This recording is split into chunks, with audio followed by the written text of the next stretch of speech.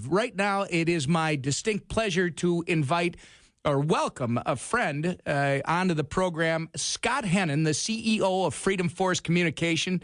He's also a daily host of the Common Sense Club talk radio program in Fargo, North Dakota. This is a guy, Sue, that I got to know during the campaign for the governor's office last year.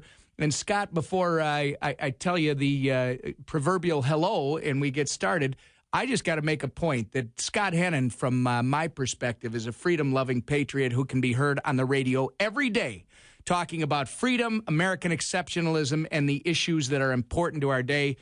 Scott, welcome to the program. How you doing? Doing fabulous, Tom. Great to hear your voice. Hello to Sue, and I like the ring of that name, Emmer and Davis. On vacation, there's consequences, right? Dang right. You know, you apparently heard the discussion that was off air after we went. Sue looked at me and she said, "Do you realize that you're doing this Freudian thing? You're doing Emmer and Davis instead of Davis and Emmer." I said, you know, it must be my desire to win or whatever it is. Scott, you know what?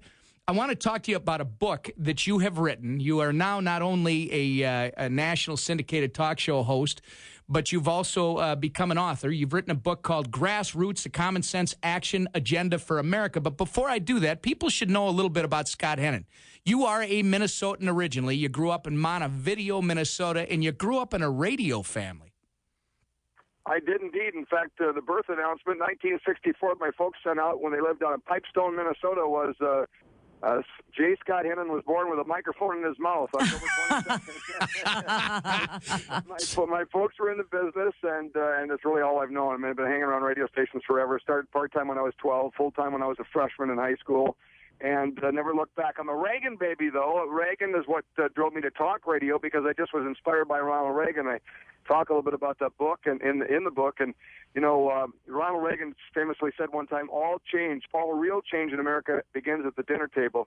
And so it always does kind of connect back to family for me, and I quite honestly think that's what the Tea Party movement is about, which I was pretty revved up about, and that's why I wrote the book, because I saw a group of folks who were just awesome, everyday, Americans, Minnesotans, North Dakotans, South Dakotans that I've got a chance to know, be completely maligned for simply being definitely afraid of what kind of country their kids or grandkids were going to inherit. So I wanted to defend them, number one, but also tell their story and connect it back to the Founding Fathers, which is what I tried to do in the book. Well, and let's, before we talk about it, because this really is an action agenda, you lay out activism, in effect, and when you're talking about the Tea Party. But I got to tell you, Scott, in the last couple of weeks, I was invited to be part, it's not really a panel, it was myself and a professor from Harvard University who has tried to write a book to capture what she believes is this phenomenon called the Tea Party. It's called The Tea Party and the Remaking of Republican Conservatism by Thetis Skopel, who is a professor at Harvard. And I'll tell you what,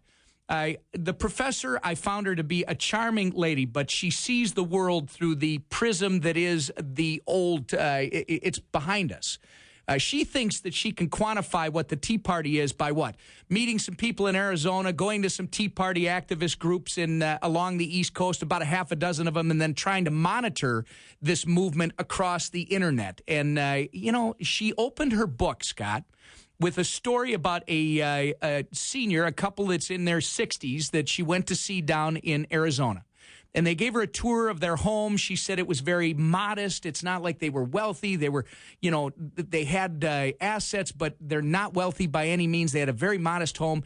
But the husband, who was a retired military guy, had a very interesting quirk. Scott, he had a saddle in one of his rooms that he likes to sit in the saddle when he watches John Wayne movies. Okay? She puts this in her book, and I said to her, you know what? You're trying to make Tea Party folks look crazy. She said, no, I think that's endearing. That's like me putting on Tom Brady's Patriots jersey every Sunday. I disagree. People do not understand what this Tea Party movement is all about. It is one part physical, two parts emotional, and it spans political perspectives. It really is about America. It's not about a political party. Would you agree or disagree? Couldn't agree with you anymore. There's no leaders to speak of. It's a sentiment is what it is. And by the way, the Harvard professor should spend more time in Cambridge, Minnesota than Cambridge, Massachusetts. You might get it, Bring her to Delano for a weekend, That's right. And we'll show a real world America. But you're right. It's a sentiment. It's a way of thinking. It's a set of principles that guides people, and that's what it's about. I tell you what, Cindy Pugh, great lady out of Chanhassen, Minnesota. Yep. Yes. I've gotten to know her, and I think you guys know her as well. Very well. She and a friend started a little better than a year ago. They just celebrated. They're less than 2 years old. The North Metro Tea Party Patriots. They meet every Monday night in Chanhassen. Actually, she's the Southwest. Scott, I don't mean to interrupt, but she's the Southwest Metro Tea Party. The North Metro is at the Blue Fox, and that's a different group. Right. So I thank you for correcting me. I always get my Tea Party groups. There's so many of them in Minneapolis, which speaks volumes about what's going on. I mean, there's 5 or 6 active groups in the Twin Cities Metro. But exactly right. It's the Southwest Metro Tea Party Patriots. And Cindy and a friend about a little over a year ago said we got to do this. I heard about one in Arizona, and literally now there's over 100 people every Monday that meet in Chanhassen, Minnesota. And again, real folks concerned about the direction of the country. A lot of them, I agree with you on this point, Tom. It across the political spectrum. I mean, there's the Democrats, these are Republicans, these are independents. I think by and large, they're probably aligned more politically with what we know the Republican Party to be or what it should be. But they're there to make sure that conservative constitutional principles are a part of our government. God bless them. They're wonderful. No, you're right on. And I mean, I think the important thing that you just said is they're involved because, and it probably is more the Republican Party based on what it's supposed to be. That's the people that I meet in the Tea Party. Some are Republicans, but a lot of them don't want to claim partisan affiliation with either Republicans or Democrats. They just want to be called freedom-loving Americans, and they believe in smaller government, individual liberty, right, economic freedom. You have put together this book, which really is a guide. Because it's one of the things that I hear all the time, Scott, especially when I was out campaigning and people would hear the message and they go, I've never been involved. How do I get involved? And a lot of these Tea Party people are actually folks that have been outside of the actual political process that are now becoming engaged because they see their country going in the wrong direction. You have literally put together a menu for them to get an understanding of what they need to do to get involved. You want to talk about that quick? Yeah, at the end of each chapter, I kind of chronicle all the different things that motivates people to go to a Tea Party movement. And by the way, it's not just the debt. I mean, I believe what's going on in this country with our debt and our deficit and spending is child abuse. It's fiscal child abuse. It's generational theft. And that's the match that lit the Tea Party movement without question. But it's folks that are pro-life. It's folks that are concerned about our foreign policy. It's domestic energy. I spent a lot of time talking about how we can revive our economy just by focusing on domestic energy. So I talk about a lot, drill, baby, drill signs. I see them at Tea Parties. At the end of every chapter, what I do is say, hey, if this motivates you, here's some things you can do. And I'm embarrassed to say my name's on the front cover because really all I did was take good notes. This is just about being among folks who, have done these things in different ways. And so we called it an action agenda to say if you're frustrated, the most wonderful thing I've ever heard at a Tea Party is people come up to me after and say, man, I really enjoyed this. This was fabulous.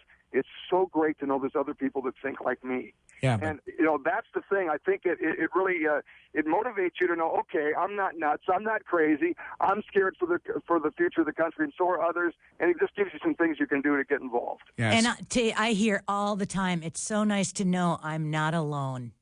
Yeah, no, it's neat. I like it. I'll give you an example of one of the action agenda items. This came from a listener one day who said, you know what, how much time do I spend at a stoplight? How much time do I spend in a line at a grocery store? And by the way, if I lived in the Twin Cities, stuck in traffic or, my commute, by the way. Not if you were in Delano. 6 minutes, ladies and gentlemen, my commute in Fargo, North Dakota. When people ask me, why do you live in Fargo? I say 6 minutes. 6 minutes. Thank you very much. And that's my commute down to the car after the show, Scott. I don't have patience to sit in traffic like that. The point is that the listener said, you know what I do with that time? I put on my speed dial my congressional delegation, and I call them every day. And so we started a thing called A Call a Day Will Keep Congress at Bay.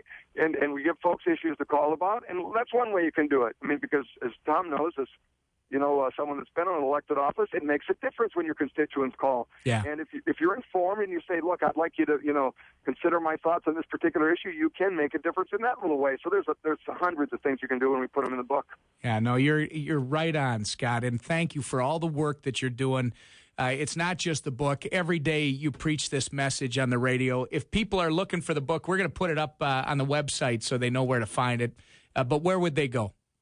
It's published by Simon & Schuster, so you can get it, Amazon or Barnes & Noble or, most places. Somebody just told me the other day Barnes & Noble Fargo is out, so I'm wearing that like a badge of honor. But you can get it online from anybody. It's called Grassroots, A Common Sense Action Agenda for America. That's right. You Occupy, guys. Go look it up today. Scott Hennen, thank you so much. Have a great Thanksgiving holiday with your family.